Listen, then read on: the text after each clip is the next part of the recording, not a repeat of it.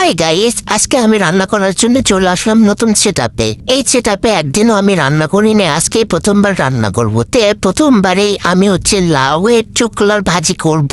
অনেকে দেখি লাউয়ের চুকলার ভাজি খাই, আমি কখনো খাইনি। আজকে ইচ্ছা হলো যে লাউ আছে যেহেতু, তাহলে লাউয়ের চুকলার ভাজি করে দেখি। আমি এখানে খালি লাউয়ের চুকলার ভাজি নিইনি, এখানে আলু অ্যাড করেছি, দেখি কেমন লাগে খেতে। লাস্টে আমি বলবো এই টেস্টটা কিরকম ছিল। বক বক অনেক বেশি করে ফেলেছি, রান্নায় ফিরে আসি। এখানে যে চুলাটা দেখতেছেন, এই চুলাতে 4 জায়গাতেই কিন্তু রান্না করা যাবে, মানে 4টা চোখেতে রান্না করা যাবে। তো যাই হোক, আর এখানে আমি একটা বড় দেখে একটা পাতিল উঠিয়ে দিয়েছি, এখানে পানি গরম করতে দিলাম। আর যে 2 সাইডে 2টা পাতিল দিলাম, একটা কড়াই দিলাম আর একটা আমি পাতিল দিলাম। সেটা দুটাতে আমি পেঁয়াজ রসুন ভালোভাবে তেলানি করে নিলাম একটা, আর একটাতে পানি দিয়ে ঝাল লবণ হলুদ মরিচ সবকিছু পরিমাণ দিয়ে মশলাটা কষাতে দিলাম। আর এখানে পাশেই আমি ভুড়ি ভাজি খুঁজছিলাম, সেই ভুড়ি ভাজিটা আমি তেলানি করে দিলাম।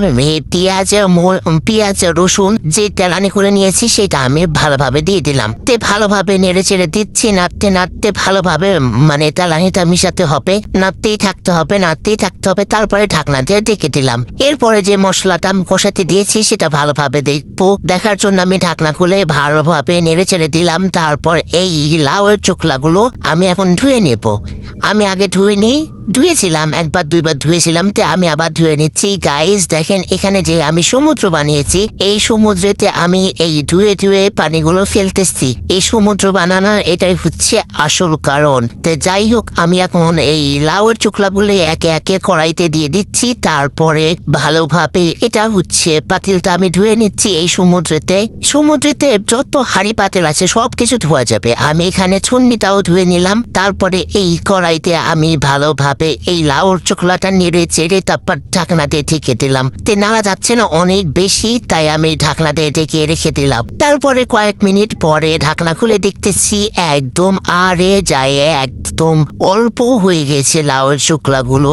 আর এখানে কিন্তু লাউয়ের চোখলা খালি দিইনি, আলুও দিয়েছি, দেখি কেমন মজা হয়, কখনো তো খাইনি। এখানে আমি ভুড়ি ভাজিটা দেখতেছিলাম কতদূর কি। ভালোভাবে নেড়ে চেড়ে দিয়ে আবার ঢাকনা দিয়ে রেখে দিব ভুড়িটা।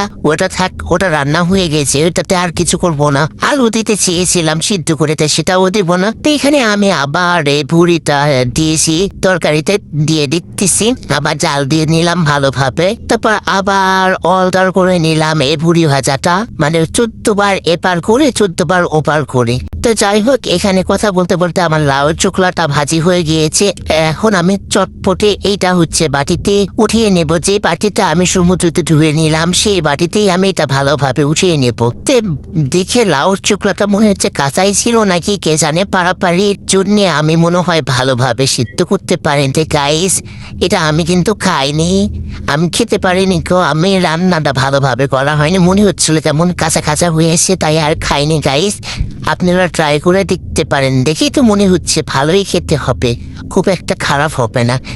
নেক্সট বার আমি এটা খেয়ে দেখাবো, আবার রান্না করে তখন খাবো, তখন আমি এক্স্যাক্টলি যে স্বাদটা আমি জানাবো, টেস্টটা কেমন হয়। এখানে আমি কড়াইটা নামিয়ে নিয়ে কড়াইটাও আমি সমুদ্রে ধুয়ে নিলাম। তারপর এখানে একটা মহা জ্বালাই, এই বারবার চুলাতে তেল দিতে হয়, এইটা এত পরিমাণ বিরক্ত লাগে। তোর শালার রান্নাই করবো না, আজকেই রান্না শেষ।